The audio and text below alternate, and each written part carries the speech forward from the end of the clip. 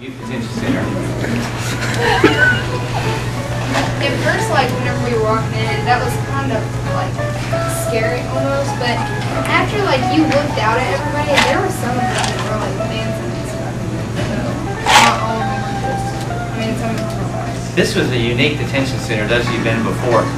These folks at this place got into it more than we've ever seen. They were really engaged in stuff. Usually they have to look so tough they can't do it, but it was, I was really impressed by them. Yeah, most detention centers, they look at you and either act like they're falling asleep or act bored. But towards the end, there were boys singing along, which I have never seen in any of the detention centers. Even when people would look excited, they don't sing along because that's not cool. But they were singing along and they were clapping and they were into it, and it was really shocking to me to see Those that. last two songs, "In My Life's in Your Hands," those words are so wonderful.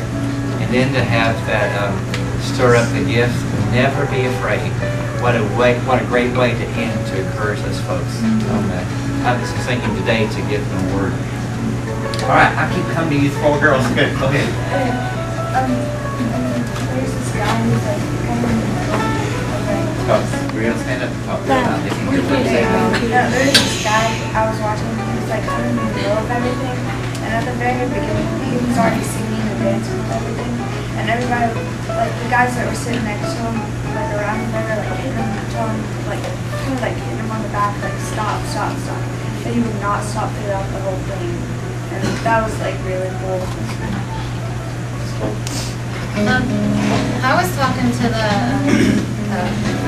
There's music playing over here, so There's she can talk music. louder. Yeah.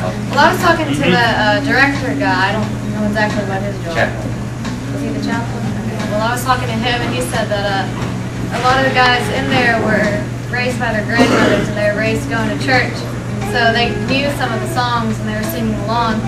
And I noticed before we did what was the name of the song? Jesus died and he raised his kid. Thank you. I just said never heard of it. I know. But, no, before they did that, a lot of the guys were kind of acting like you said, they kind of just fall asleep and slumping. But when we did Arise My Love, I looked at them because that's usually the one that gets people.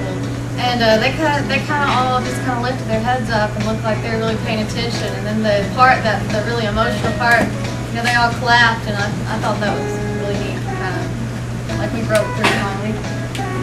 I have two things. One, I heard kind of goes on.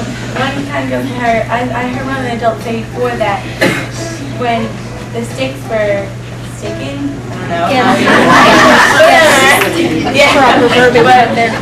She said that they were like moving their chairs and trying to really get a better view to really see what they were doing. That's number one. And number two, I was one of the last four girls that came through the thing, so you guys had already been in the middle of every day, and it was awesome to just. I popped up in the back and I was like, and I could already see people in the back clapping and stuff, and I was like, oh my gosh, there's people already into this, and it's only the first song, and I was like, this is going to be great by the end of the show. I was on the roadie bus, so I stayed after to help put up the stuff, and there was a group of guys that helped us out. There were like four, and they looked kind of tough. One of the guys had a tear under his eye. That kind of means that you killed someone. But I was talking to him a little bit, like.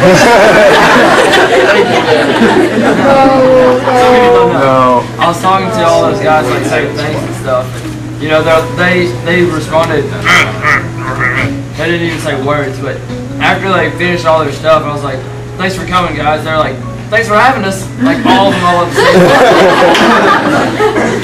time. They were all waving, they got in the truck, they were all waving. I felt like that crew that was left there, they were like the select best behavior. They got to set up for our performance. They got to put the chairs out and they got to stay later. So really, they were the ones who were able to get the feedback of what everyone else probably felt about it. And they all enjoyed it. So.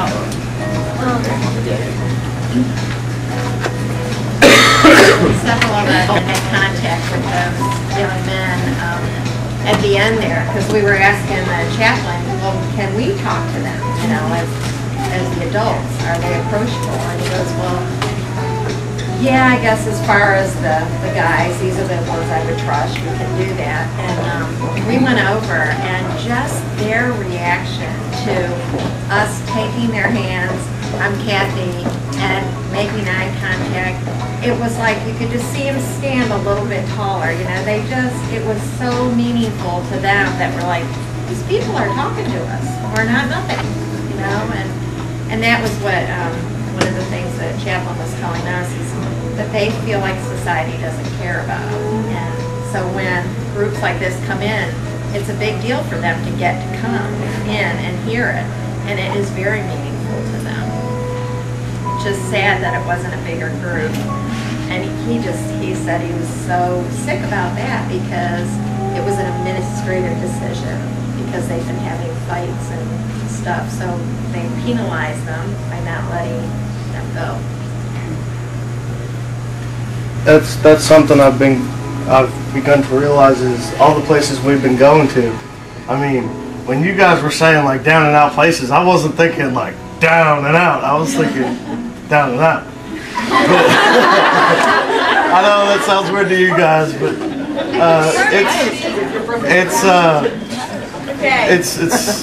it's something I've been getting to realize was the fact that both the homeless shelter and the prison were alike and different, but they were alike in the fact that both places went that other people or outside of the place that they were out didn't care about them, and so that's something I realized. Again, today you fulfill what the Lord asked you to do. Remember the scripture about when did we see you in prison? You know that when you came to visit me in the prison, you visited. You came to visit the small one, the little one in the prison. You come to visit me today. So you fulfill what the Lord is asking.